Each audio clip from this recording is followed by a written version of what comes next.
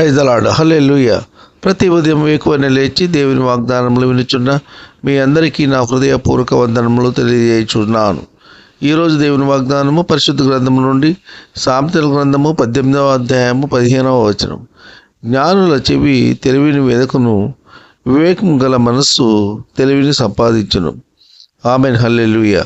ప్రియ సహోదర సహోదరి, మానవుని మనుగడకు, మనిషి జీవించడానికి, జీవనోపాధికి జ్ఞానము ఎంతో అవసరం. మానవుడికి జ్ఞానము ఎక్కడ దొరుకుతుంది? దేవుని దగ్గరనే దొరుకుతుంది. తెలివి, వివేచన, జ్ఞానము దేవుని దగ్గర దొరుకుతుంది. జ్ఞానము వలన వివేకము కలుగుతుంది, వివేకము వలన తెలివి కలుగుతుంది. ప్రియ సహోదర సహోదరి, ఈ లోకంలో జీవించాలంటే జ్ఞానము ఎంతో ప్రాముఖ్యమైనది. దేవుని వలన కలిగే జ్ఞానము శ్రేష్టమైనది, అమూల్యమైనది. ఆపదల నుండి విడిపిస్తుంది, అపాయముల నుండి తప్పిస్తుంది, చెడిపోయిన వారిని బాగు చేస్తుంది, సాటి వారిని, పొరుగు వారిని రక్షిస్తుంది, సాటి వారిని సంతోషపరుస్తుంది, బాధలలో ఉన్న వారిని ఓదారుస్తుంది, నెమ్మదిపరుస్తుంది, కలహముల నుండి విడుదల చేస్తుంది.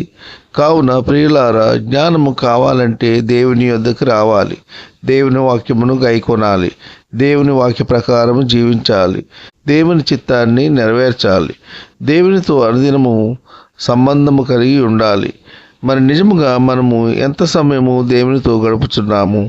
ఉదయం నుండి రాత్రి నిద్రించే వరకు దేవునితో ఎంత సమయాన్ని గడుపుచున్నాము?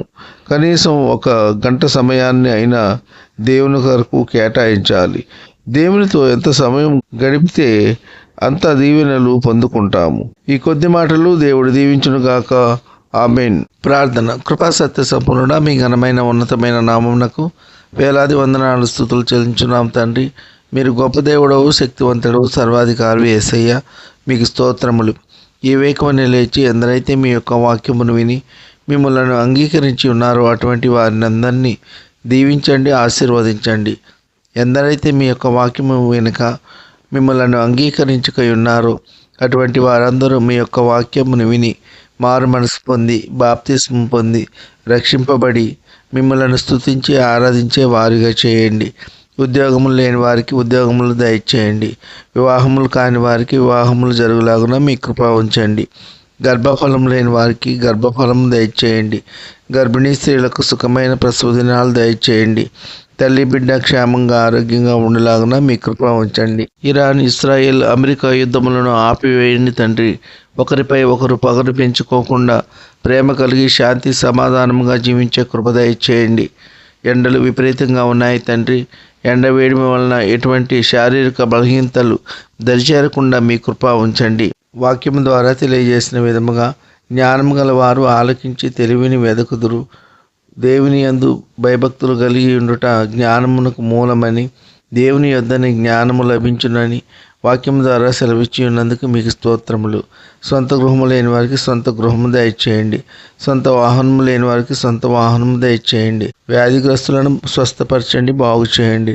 శారీరక బలహీనతలతో ఉన్న వారి శరీరంలో ఎక్కడ ఎటువంటి బలహీనత ఉన్నా యేసు నామములో ఇప్పుడే వారి బలహీనతలన్నిటి నుండి విడుదల కలుగునుగాక. ఈ కొద్ది మనవులు ప్రభు అయిన యేసుక్రీస్తు పేరు వేడుకుంటున్నాం తండ్రి. ఆమెన్. విన్న వాక్యము దీవెనకరంగా ఉన్నట్లయితే లైక్ చేయండి, షేర్ చేయండి, సబ్స్క్రైబ్ చేసుకోండి. మీ సహోదరుడు Kola Daniel. God bless you.